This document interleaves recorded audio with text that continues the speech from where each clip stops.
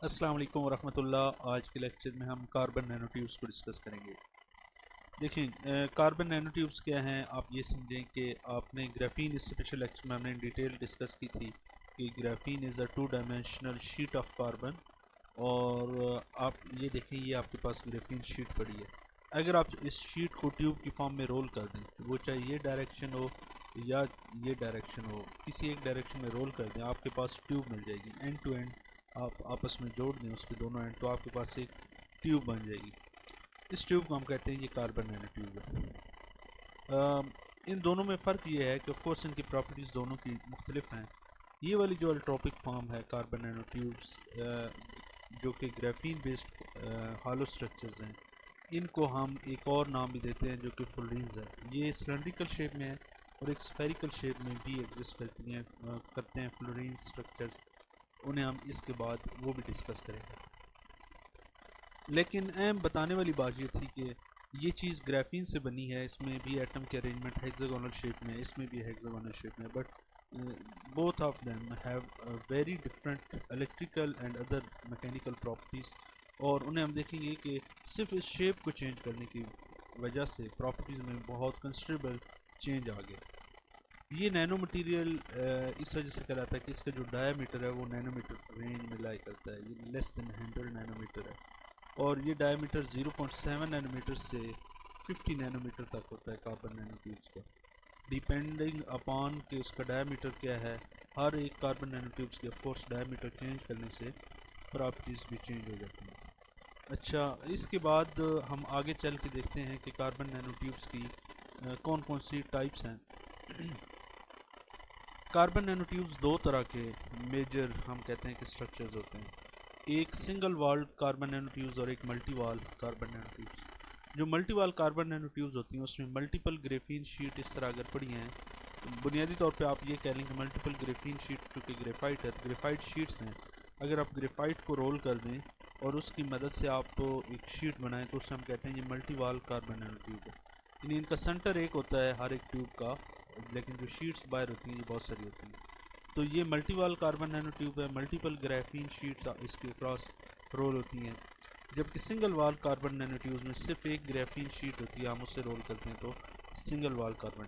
सबसे पहले जो हमारे पास हमने डेवलप की है और जो इजी है वो multi wall carbon nano tubes है। जबकि single wall carbon nano tubes एक स्पेशलाइज्ड सिंथेसिस प्रोसीजर इसके लिए एग्जिस्ट करते हैं और ये डिफ़िकल्ट है इसे प्रिपेयर करना, इसे सिंथेसाइज करना single wall carbon nano tubes को डिफ़िकल्ट है।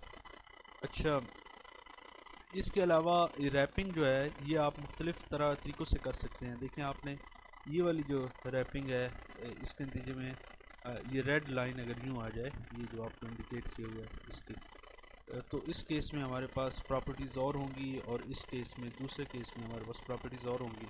अगर यानी आप इस डायरेक्शन में करेंगे रैप, इस डायरेक्शन में तो और होंगी, और इस डायरेक्शन में करेंगे तो वो और होंगी। तो ये हम इन डिटेल नेक्स्ट स्लाइड्स में डिस्कस करते हैं। इस रैपिंग की बेस पे कि हम किस तरह ग्राफीन शीट को रैप करते हैं, हम कार्बन नैनो ट्यूब्स की मुख्तलिफ टाइप्स बनाते हैं। कि एक हमारे पास arm chair carbon nano tubes है। इसमें हम जो ग्राफीन शीट को रोल अप करते हैं, ये long vector smaller than chiral angle से स्मॉल एंगल से हम उस डायरेक्शन में इसे हम रोल करते हैं। जिग जैग में हम कायरल एंगल से ग्रेटर एंगल के साथ हम इसे रोल करते हैं, ये लार्जर देन कायरल एंगल।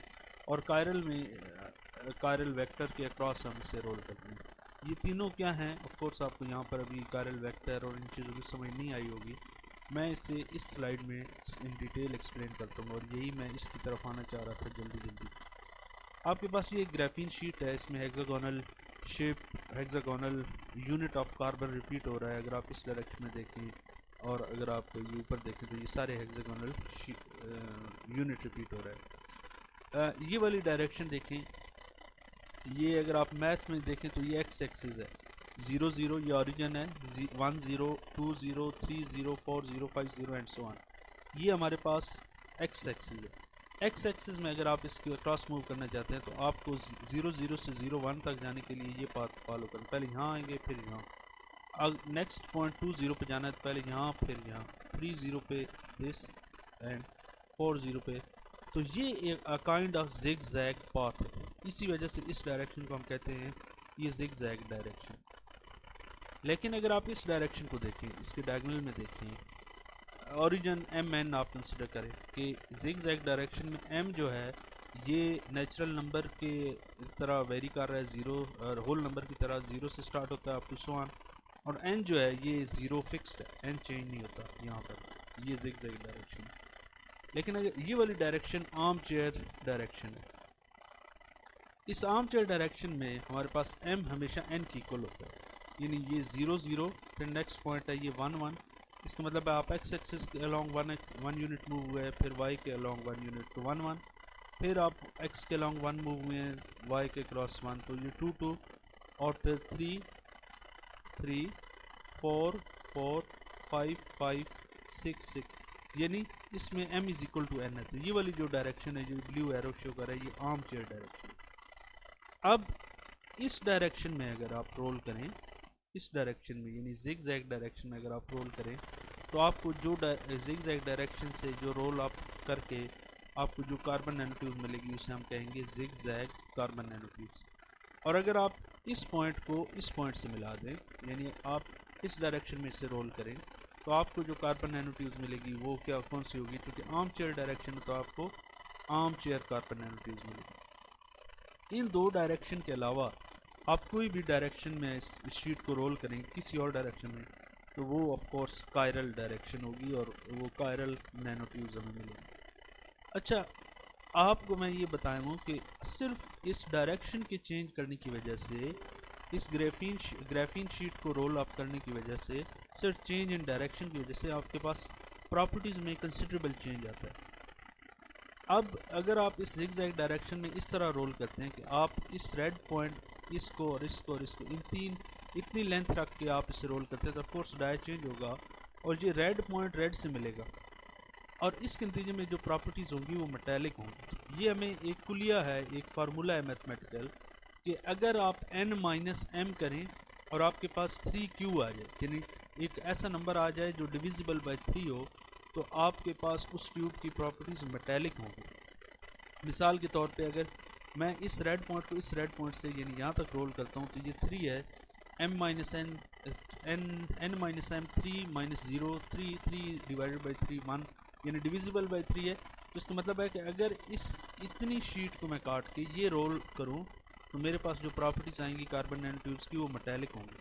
लेकिन अगर मैं इसको यहाँ से लेकर यहाँ तक कर दूँ, अब 4 0 है, 4 0 4 -0 4 डिवाइडेड बाई 3 ये डिविजिबल नहीं है, तो इसका मतलब है कि अब मेरे पास जो इस ट्यूब की प्रॉपर्टीज़ जिगजैग डायरेक्शन में मैं रोल करूँगा, लेकिन जो प्रॉपर्टीज़ आएंगी वो मेटालिक नहीं होंगी। इसी तरह अगर आप इस डायरेक्शन को देखें, तो m-n कायरल डायरेक्शन में आर्म चेयर में हमेशा ये 0 की इक्वल है, विच इज़ डिविजिबल बाई 3, तो आर्म चेयर हमेशा आपके पास मेटालिक प्रॉपर्टीज़ शो करेगी। तो आप आर्म चेयर के हवाले से आप ये कह सकते हैं कि ये मेटालिक इन नेचर होगा, इलेक्ट्रिकल प्रॉपर्टीज़ की बात होगी। लेकिन जो जिगजैग डायरेक्शन है, इसमें डिपेंड करता है कि आपने कितने डायमीटर की नैनोट्यूब्स बनाई है।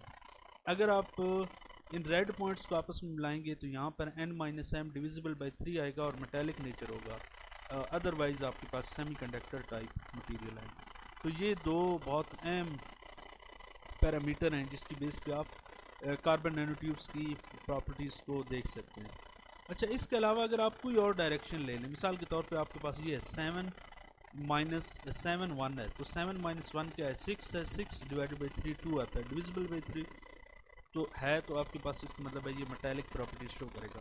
तो ये जो कायरल है, ये दोनों मेटालिक या सेमीकंडक्टर दोनों प्रॉपर्टीज शो कर सकती है। आर्म चेयर हमेशा मेटालिक होगी और जिगजैग भी दोनों शो कर सकती है। तो ये डिपेंड करता है कि आपने किस पॉइंट को किस से मिलाया। अगले लेक्चर में हम इसी कार्बन नैनोट्यूब्स के ऊपर मज़ीद डिस्कशन करेंगे। मिलते हैं अगले लेक्चर में। Thank you so much.